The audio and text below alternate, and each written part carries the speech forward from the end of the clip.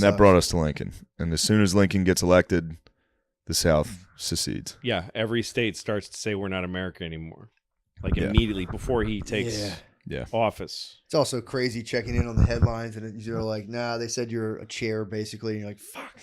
yeah, dude. Yes. Fuck. You got Lincoln though. You know Lincoln. Well, we could maybe skip him because he'll be the whole fucking. Yeah. We could stop. I mean, look, we could stop Lincoln- with Lincoln. Let's stop True. with Lincoln. And then you go on to some guys you're interested in after Lincoln. All right. Yeah, we're good. We What can time- go as long how as long we we want. been talking for? An hour. Okay. Well, You're not Lincoln- enjoying this? You're not having the time of your life?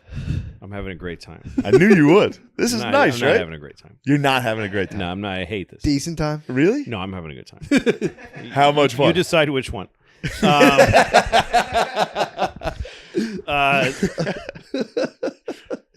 The thing I liked about, I mean, I gave you that book about Lincoln. Yeah. That's a great, what's his name? Carl Sandburg. It's a weird kind of stream of consciousness telling of Lincoln's story in 4 volumes. It's crazy. Just the warriors, just from when he took office. And when he was coming here, there was everything, hell was breaking loose, and there was supposed to be a January 6th. There was supposed to be one. What? There was a plan to stop the certifying of the vote. Mm-hmm. And so they went to General, what was his name? He was the only American general then because we didn't fight wars anymore. Yeah. So the Army was kind of like not, you know. I think he was the commander. It's a name you just know when you it hear started. it. Like Scott something. Oh, yeah, Winfield Scott. Winfield Scott. Yes. Perfect.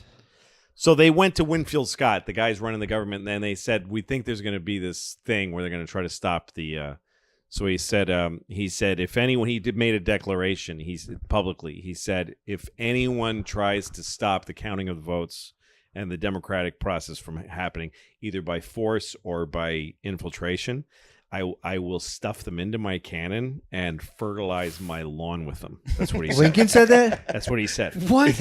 No, And, Winfield Scott. Oh, Winfield Scott said Yeah, that. and what he did in real fact, because he was a really smart guy, he gave all of the Capitol Police and all those guys that they had the day off. He said, go home. And he went and got policemen from Baltimore, from New York City, all kinds of like badass cops. And he had them in plain clothes all over the Capitol, heavily armed, but in plain clothes. So, and people know, so if somebody started something, the guy would just go like this or elbow him or whatever. Yeah. But the appearance was that it was peaceful and that there was no military presence. Whoa. But nothing happened.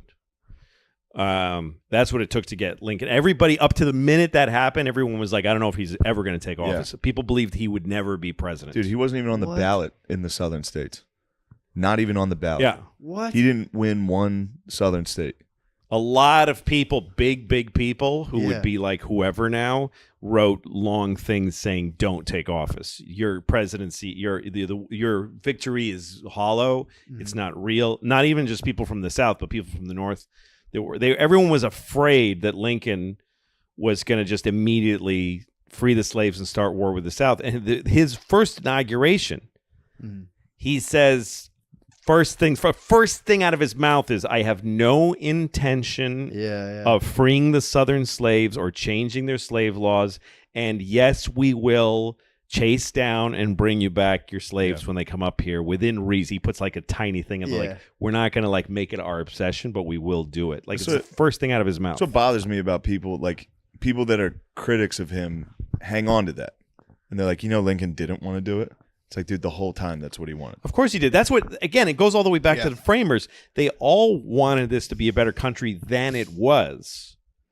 So they knew they couldn't create a nation without slavery.